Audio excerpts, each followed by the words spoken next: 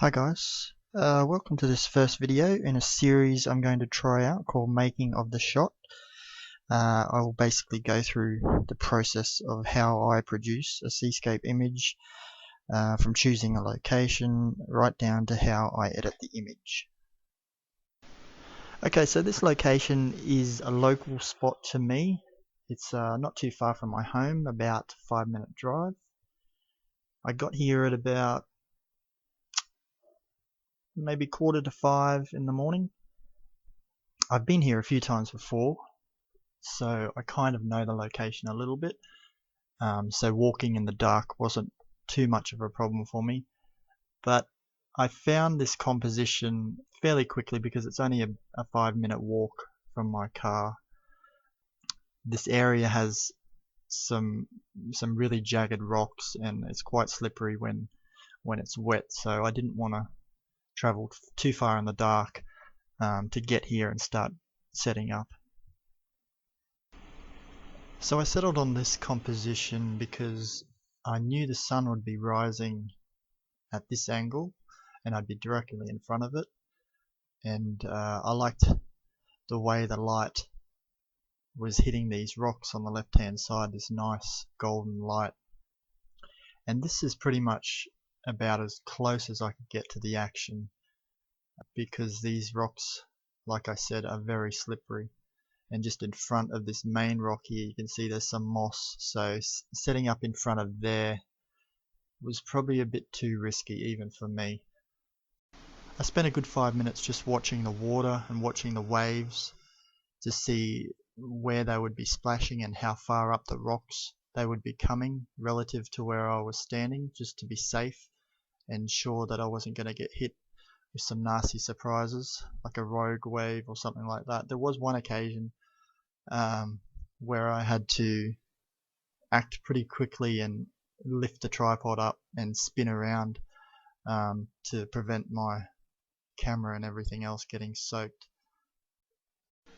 So this is one of the shots that I got on this particular morning, and now I will just show you guys how I go about editing it, first in Lightroom and then a little bit in Photoshop. Okay guys, here we are in Lightroom. I have my raw image here. Now because I shoot in RAW, the images tend to come out a little bit flat looking, so we need to touch it up a little bit. And it's just really basic. I don't go into depth at all. I'm by no means a Lightroom master or a Photoshop master, so I'm just going to show you what I generally do with my photos. As you can see, it was shot at 17mm, f9 at 1/8 of a second, and ISO 50. So what I generally do first is enable profile corrections, and that will fix the lens distortion and remove chromatic aberration. Next, we need to straighten this horizon. So we go to crop overlay and then angle, and then just fiddle with it until it's straight. That'll do. Okay, exposure. Yeah, I could bump that up a little bit. I like to get a little bit more exposure on that water. Just a touch. Because I've done that, the sky has blown out a bit, so I will bring it back a little bit with the highlight slider. I mean, the sun is completely blown out there, and there's nothing we can do about that. We can't fix that, but I kind of like it like that. A little bit of contrast, +10 maybe. Shadows. I'd like to bring a little bit more detail back into these rocks, so we'll bump that up a little bit. The whites and the blacks I don't generally tend to touch, depending on the picture, and the same goes for the clarity and vibrance, because as you can see, if you muck around with the vibrance, it gets a little bit psychedelic, so I like to keep that as is. And for the saturation, I generally don't go past +10 for the same sort of reason. It gets a little bit ridiculous, so I will leave that at about +7. And that is basically all I do in Lightroom. Nothing to it, not really much thought goes into it. So what I will do now is export it as a TIFF. Now export as a TIFF because I'm going to continue editing a little bit in Photoshop. So we'll export that. And then we will drag this photo into Photoshop and I'll show you what I do from there. Okay, so we've loaded the TIFF into Photoshop. I'm just going to show you guys a couple of basic tweaks that you can do. It's something that I tend to do with most of my images when I'm at this stage of the editing. And it's nothing too complex. It's pretty basic sort of stuff. The first thing I want to do is bring back this sky a little bit, make it a little bit darker. So to do that we want to create an adjustment layer. So come down here, click adjustment layer, go up and choose curves. From there we want to click in the middle and then drag down slightly. About there. Now that's made the whole image dark and we don't want that, we only want the sky to have those adjustments. So what we need to do is click on the layer mask and then hit Ctrl-I to invert it. Then we want to make sure the brush tool is selected and the foreground color is white. So what we're basically doing is masking in those adjustments to the sky only. You can choose the opacity for this layer if you like. I normally tend to have it around 70, and then you simply just paint on to that sky area.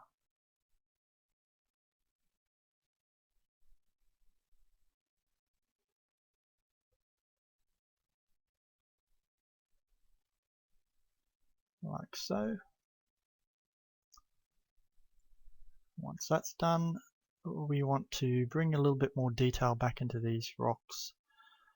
There's a lot of dark sort of spots, cracks and crevices, especially up here.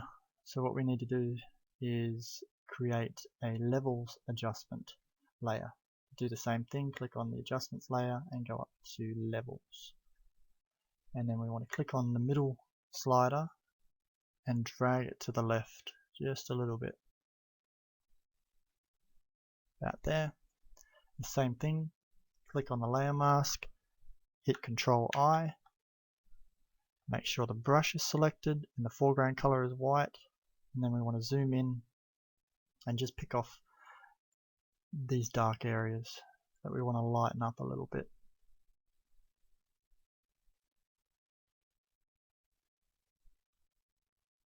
And I mean, you can be as picky as you want with this sort of stuff and take your time.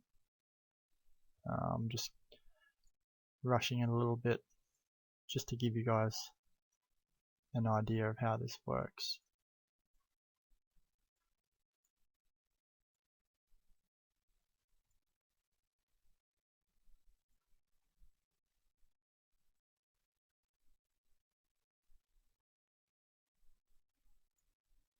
Okay, once that's done, you can also click on the little eyeball tool here and you can see the before and after. And the same with the curves adjustment layer on the sky. And that is pretty much it really. I mean, you can do a lot with these adjustment layers. You can play around with the brightness, the contrast, exposure, the saturation. Actually, I might do a saturation layer just to pump up these colors a little bit more. Nothing too overwhelming. So exactly the same thing, click on the adjustments layer and choose the saturation. And then with the middle slider, just play around with it till you see something that you like. Might go with a +6, looks okay to me. And that's it. We are done editing. Final step that I always do is sharpen the final image, and to do that I have a little action that I picked up a few years ago, a web sharpening action by Philip Perold, and It's pretty cool and takes out the tediousness of sharpening your image and choosing a size for web presentation and stuff. So he's got lots of different sizes, and I normally pick 10 to 24. So once you've done that, you click play and let the action do its work. And from there, if you go to layers, you can see that the layers it's created, and you can edit these layers as well. You can choose to have as many layers as you want, or you can click on the mask, choose a black foreground color, and you can mask out some sharpness where you don't want sharpness.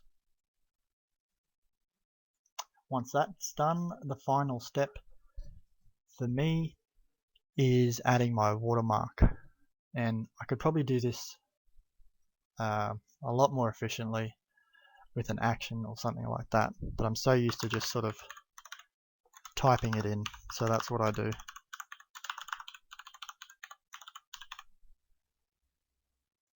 Choose a color. I normally tend to do white, and you can change the font.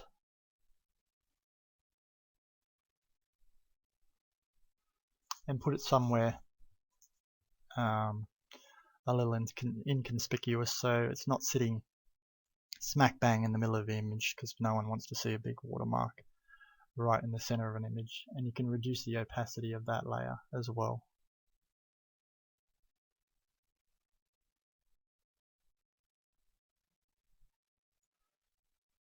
And that's that. That is the making of that shot. If you enjoyed this video and got something out of it, click like, and if you'd like to see more videos like this, hit subscribe. Thanks for watching.